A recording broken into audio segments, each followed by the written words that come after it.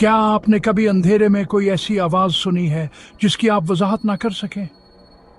जरा तसव्वुर करें, आप और आपका बहन भाई एक सादा कैंपिंग ट्रिप पर निकले हैं और एक खामोश हवाओं से भरे जंगल के किनारे एक भूली हुई हवेली पर ठोकर खाते हैं। बारिश हो रही है, दुनिया सायों में डूबी हुई है और इस खुस्ता हाल पुरानी हवेली में कुछ ऐसा है जो आपको अपनी तरफ खींचता है।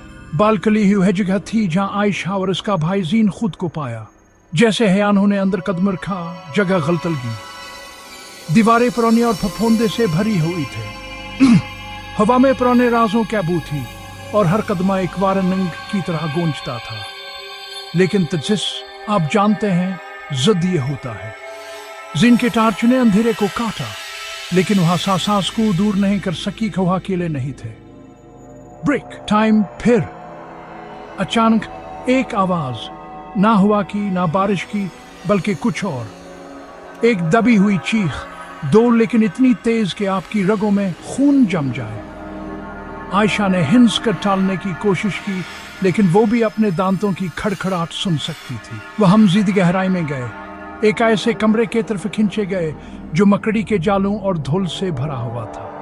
पुरानी किताबें शेल्फों पर लगी हुई थी, इनकी जल्दें फटी हुई थी जैसे उन्हें ससुराल से छुपा न गया हो। तभी दोबारा हवा, एक चीख, इस बार करीब से, ऐसी आवाज जो आपको हर चीज पर शक करने पर मजबूर कर दे। अचानक टार्च की रोशनी में ज़ैन ने इसे देखा।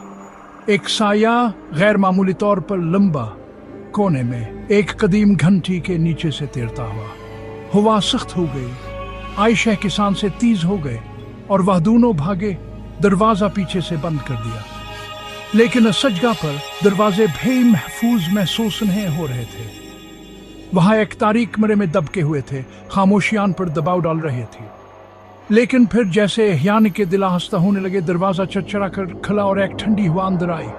अपने साथ एक चीखलाई जवान की जल्द के नीचे रेंगती हुई महसूस हुई। जीन का फोन बंद हो गया, उन्हें मुकम्मल अंधेरे में डबो दिया। क्या तुमने वो सुना?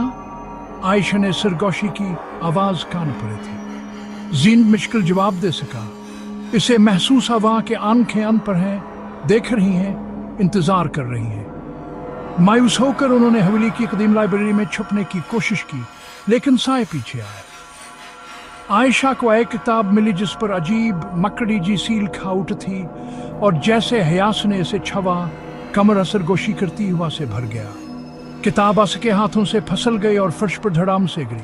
वही भूतनमा शक्ल दरवाजे में मंडला रही थी, अब करीब, ज्यादा वाज़ा। तब तक बहादुरी के तमाम ख्यालात खत्म हो चुके थे। वह भागे बार बार, लेकिन हर राहदार या नहीं इस कमरे में वापस ले आए। हवेली या नहीं जाने ने नहीं दे रही थी।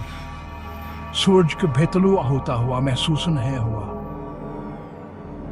तब्जीन को एहसास हुआ, उन्हें सिर्फ तिंग ने क्या जा रहा था, उन्हें आजमाया जा रहा था। रूह ने आखिरकार खुद को जाहिर किया, नहीं सिर्फ एक डरावने ख्वाब के तौर पर, बल्कि एक ऐसी मौजूदगी के तौर पर जिसकी आई कि कहानी थी, एक दल टूटने की मदद की अल्तजा। यह गुस्सा नहीं था जिसने उसे बांध रखा था, बल्कि गम था।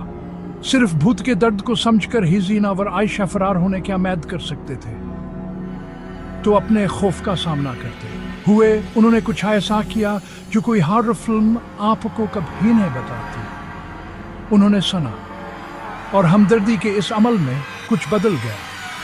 हवेली की गिरफ्त ढीली पड़ गई। एक दरवाजा खुला, अंधेरे में आवाजें आखिरकार मुधम हो गई।